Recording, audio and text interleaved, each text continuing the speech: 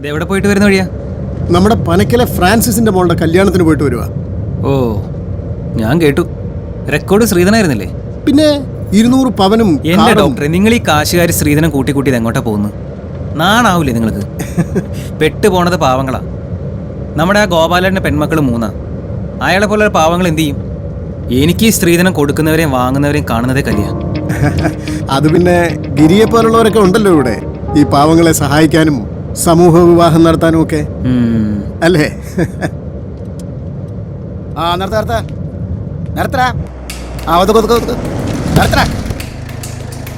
എന്താടാ വണ്ടിയില്? കുറച്ച് ചാണകം സാറേ. ചാണകോ?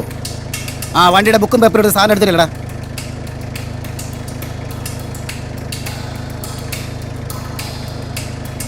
നീ എന്താടാ പുറത്തോട്ട് ഇറങ്ങത്തില്ലേ? നിന്റെ കാലെന്താടാ തളർച്ചയാണ്? ആരാ സാറേ? S I ജോർജാണോ?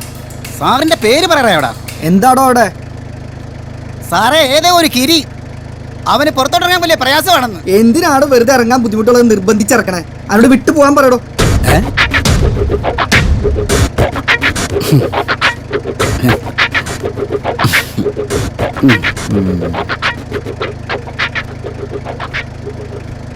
കുറച്ച് ചാണകം എടുക്കട്ടെ?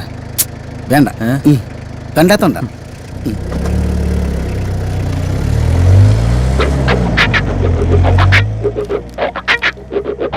അല്ല, ഗിരിക്ക് എസ് ഐ നേരത്തെ പരിചയമുണ്ടോ? പണ്ട് വിപ്ലവം തലയ്ക്ക് പിടിച്ചിരുന്ന കാലത്ത് ഞങ്ങൾ തമ്മിലൊന്ന് ഉരസിയതാ. അത് കഴിഞ്ഞ് കുറച്ച് നാൾ ഞങ്ങൾ രണ്ടാൾ അകത്തായിരുന്നു. അയാൾ ICUയിലും ഞാൻ ജയിലിലും.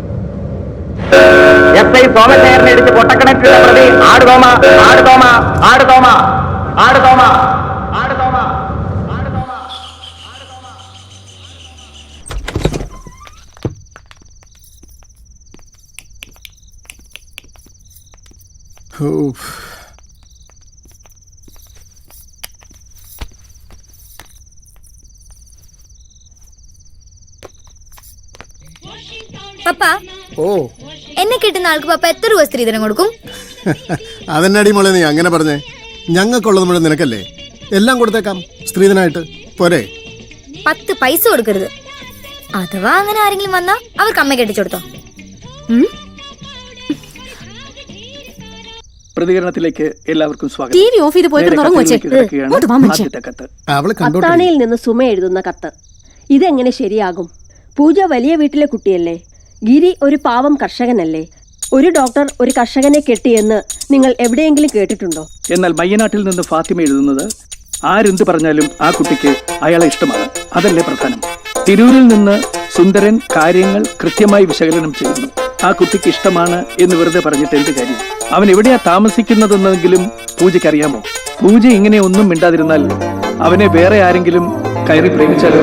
നിങ്ങൾ കഴിഞ്ഞ ആഴ്ച സംപ്രേഷണം ചെയ്ത ചിത്രഗീതം പരിപാടിയിൽ സ്ഫടികം എന്ന സിനിമയിലെ മോഹൻലാലും സിൽക്ക് സ്മിതയും അഭിനയിച്ച ഏഴിമല പൂഞ്ചോല എന്ന ഗാനം ഇടയ്ക്ക് വെച്ച് നിന്നുപോയത് വളരെ മോശമായി പോയി. ഇനിയും തുടർന്നു വരുന്ന ചിത്രഗീതങ്ങളിൽ ആ ഗാനരംഗം മുഴുവനായും കാണിക്കണമെന്ന് അപേക്ഷിക്കുകയാണ് സുഗുണൻ കുണ്ടറയിൽ നിന്നും. സുഗുണന്റെ ഇത്തരം സന്ദർഭങ്ങളിൽ അന്ന് വരെ നല്ല അന്തസ്സായിട്ട് കടന്നിറങ്ങിയിരുന്ന ഞാനാ അന്നു മുതൽ നിദ്രാദേവി എന്നെ തിരിഞ്ഞു നോക്കിയിട്ടില്ല. പിറ്റേന്ന് തന്നെ ഗിരിയേട്ടന്റെ വീട് കണ്ടുപിടിക്കാൻ ഞാൻ തീരുമാനിച്ചു.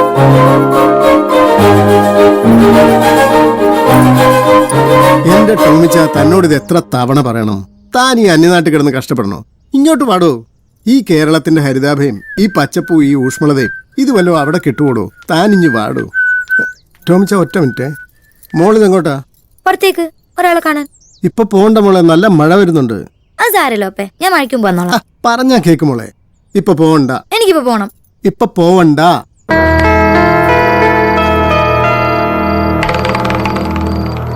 ഇതെന്തിപ്പം പോയാ? ഞാൻ പറഞ്ഞാണല്ലോ രാവിലെ പോണ കാര്യം. പൊയ്ക്കോ പൊയ്ക്കോ. എടോ ടോമിച്ച.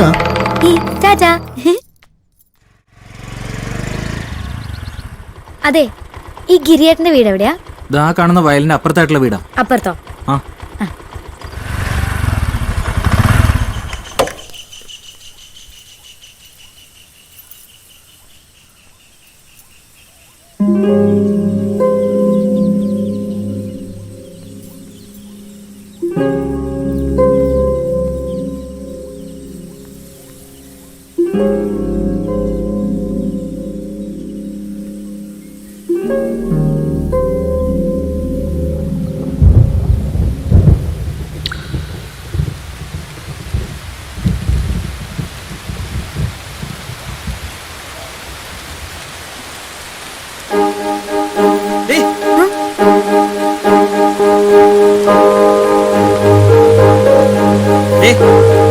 നീ എന്താ ഇവിടെ? ഞാൻ മഴ കാണാൻ വന്നതാ. മഴ വരാൻ പാടത്തേക്ക് ഇറങ്ങാൻ നീ മാക്കാൻ അവിടെ പിടിപൊടി അല്ലേ നിനക്ക്?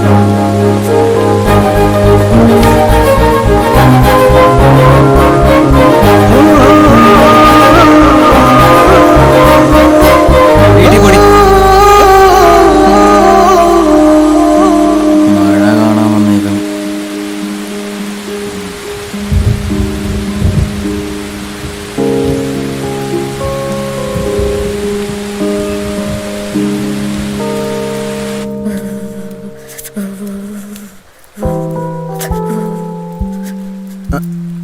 ആനിയെ അതാരാ അടിയെ പോയേ? അത് നിങ്ങളുടെ മോള് തന്നെയാ. എന്നാ ഓക്കെ.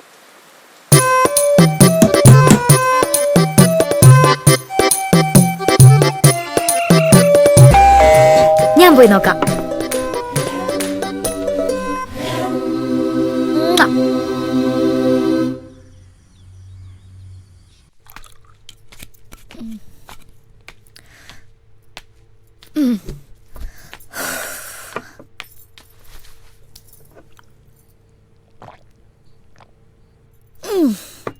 നല്ല ലഹരി. ഈ ലഹരി തരുന്ന വേറെ എന്തെങ്കിലും ഉണ്ടോ? ഈ പ്രണയത്തിന് നല്ല ലഹരിയാ അല്ലേ മോളെ? ആ എനിക്കറിയില്ല. പൂജ, ആന്റി ഉപദേശിക്കാന്ന് കരുതരുത്. ഗിരി നല്ല പയ്യൻ തന്നെയാ. പക്ഷെ മോള് ഈ പ്രായത്തിൽ അങ്ങനെ പലതും തോന്നും മോളെ. അത് ചിലപ്പോ ഒരു തോന്നലാണെന്ന് തിരിച്ചറിയാൻ വൈകിയെന്നും വരും. മെച്ചൂർഡാകാത്ത പ്രായത്തിൽ തോന്നുന്ന കുറെ നാൾ സ്നേഹിച്ച ആളെ മറന്ന് ചായ കുടിക്കുന്ന 2 മിനിറ്റ് സമയം കൊണ്ട് അമേരിക്കയിൽ നിന്ന് ഏതോ കഷ്ണി തലേനാണ് തന്റെ കെട്ടിയെന്ന് ഉറപ്പിച്ച ജൂലി ചേച്ചി എന്നെ കാട്ടി മൂത്തത്. അതാണോ ആന്റി മെച്ചോറിറ്റി? എനിക്കറിയില്ല. എന്റെ പപ്പയ്ക്കും അമ്മയ്ക്കും ഗിരിയേട്ടനെ ഭയങ്കര ഇഷ്ടം. ആന്റിക്കും ഇഷ്ടല്ലേ? അത് നമുക്ക് ഇഷ്ടമുള്ള ആളെ നമ്മൾ തന്നെ കണ്ടുപിടിക്കുന്നതാണ് നല്ലത്. ആന്റി എന്നല്ലേ പറഞ്ഞേ? എന്നിട്ടിപ്പോ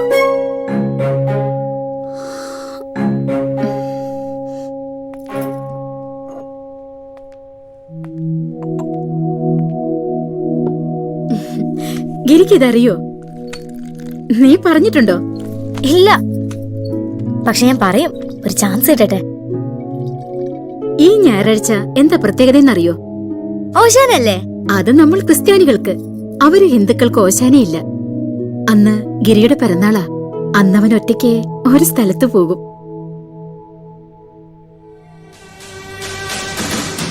ഋത്തിക് റോഷൻ ഇന്ത്യൻ സിനിമയിൽ വന്ന് 1 മാസം കഴിഞ്ഞ ദിവസം.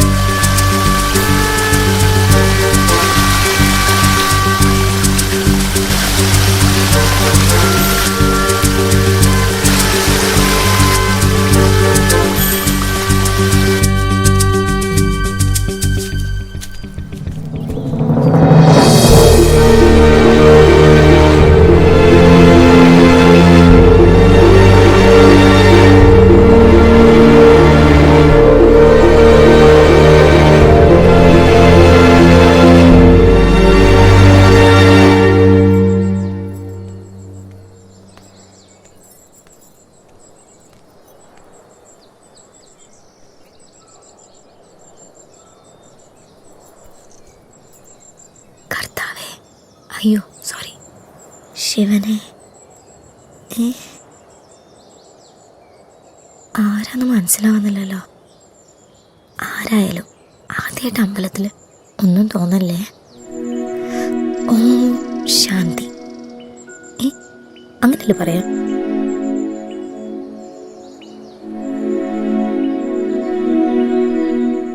കിരിയേട്ട എന്താ പ്രാർത്ഥിക്കുന്ന വെച്ചാ അതങ്ങോട്ട് കൊടുത്തേക്കണേ. എന്നിട്ട് അങ്ങേരെ എനിക്ക് തന്നേക്കണേ. നീ എന്താ ഇവിടെ? ആരും വരാത്ത അമ്പലത്തില് പിറന്നാള് തന്നെ എന്താ കാര്യം?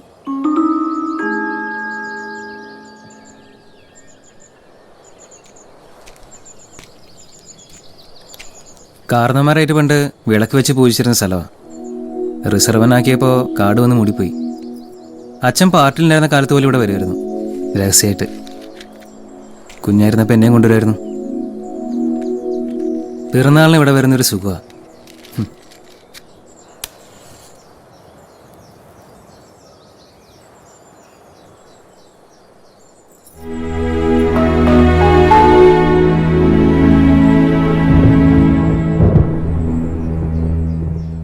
കൊട എടുത്തിട്ടുണ്ടോ? എന്തിനാ?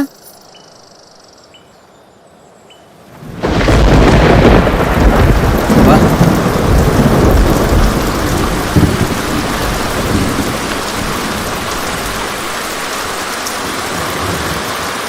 മഴ ആദ്യം പെയ്യുന്നത് കുന്നിന്റെ മുകളിലാണ്, അറിയോ?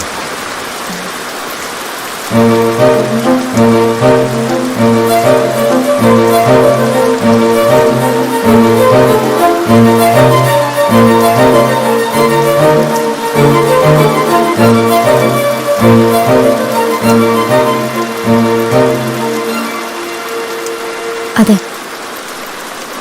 വേണ്ട, ഒന്നും പറയണ്ട. എന്താ പറയാൻ വേണ്ടെന്ന് എനിക്ക് മനസ്സിലായി. ഈ പ്രായത്തിലൊരു പെൺകുട്ടിക്ക് മുതിർന്നൊരാണിനോട് തോന്നുന്നൊരു ഐറ്റം, അത് ഊതി വീർപ്പിച്ച് വലുതാക്കാൻ തോന്നും. വീർപ്പിച്ച് ഒന്നുമില്ലാന്ന് അറിയുമ്പോൾ അവസാനം വിഷമാവും. ഇപ്പോൾ പഠിക്കുന്ന പ്രായം, അച്ഛനേക്കാൾ കൈപ്പണിയുള്ള ഒരു ഡോക്ടർ അല്ലെങ്കിൽ അതിലും മേലെ എത്താനുള്ള ഒരാളാണ്. തൽക്കാലം വേറെ ചിന്തകളൊന്നും വേണ്ട.